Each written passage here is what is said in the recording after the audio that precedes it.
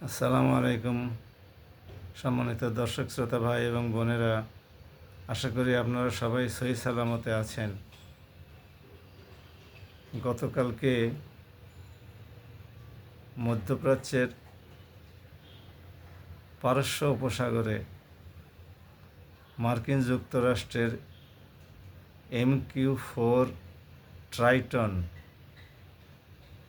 Drone উধাও হয়ে গেছে। সর্বশেষ পাওয়া খবর পর্যন্ত জানা যায় যে এই ড্রোনটি কে বা কারা ধ্বংস করেছে, নাকি যান্ত্রিক কোনো গোলযোগের কারণে পারস্য উপসাগরে ভূপাতিত হয়েছে, তা জানা যায়নি। যাই হোক, মার্কিন যুক্তরাষ্ট্র হয়তো ঠিকই জানে যে এই কাণ্ড কারা ঘটিয়েছে। এমনি এমনি তো আর আমেরিকা থেকে উড়ে আসা একটা ড্রোন,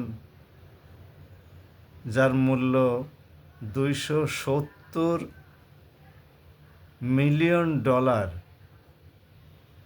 $270 মিলিয়ন, বাংলাদেশি 27,000 কোটি টাকা। আপনি 27,000 কোটি টাকা একটা ড্রোনের দাম ভাবতে পারেন? যাই হোক, মার্কিন যুক্তরাষ্ট্র ঠিকই জানে, কিন্তু সে বলতে পারছে না, বুক ফেটে যাচ্ছে। আমরা বলি না, বুক ফাটে তো মুখ ফোটে না।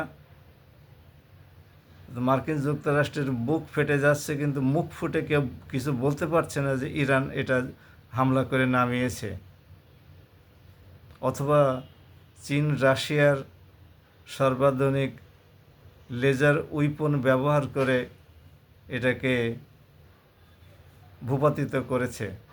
বলতে পারছে না, প্রমাণ তো নাই, প্রমাণ দিতে পারবে না তো। যাই হোক, এই ড্রোন ভূপাতিত হওয়ার পরেই আগামী 22 তারিখে যে মিটিংটি হওয়ার কথা ছিল, পরবর্তী দফা আলোচনা ইসলামাবাদে হওয়ার কথা ছিল, সেটি আগামী 17 তারিখ আবার শুক্রবারের দিন অনুষ্ঠিত হওয়ার কথা রয়েছে। গত শুক্রবারে হওয়ার কথা ছিল, একদিন পরে শনিবারে হয়েছিল। এখন আবার শুক্রবারে, মানে 7 দিনের মাথায়, 15 দিনের মাথায় যেটা হওয়ার কথা ছিল সেটা 7 দিনের মাথায় অনুষ্ঠিত হতে চলেছে।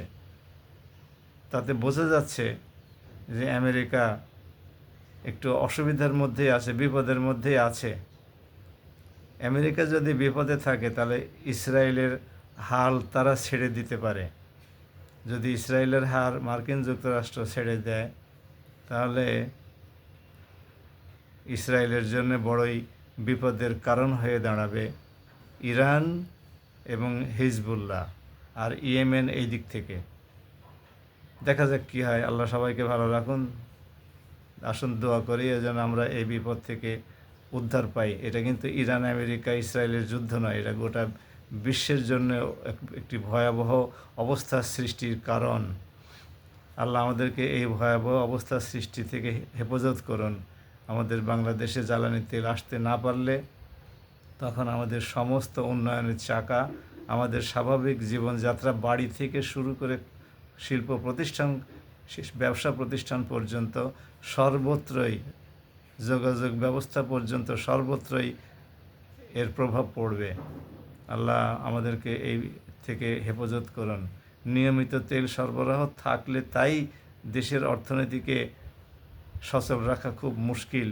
আর যদি তেল সরবরাহ বন্ধ হয়ে যায়, তাহলে পরে বিপদ কোন পর্যায়ে গিয়ে পৌঁছাবে সহজেই অনুমেয়।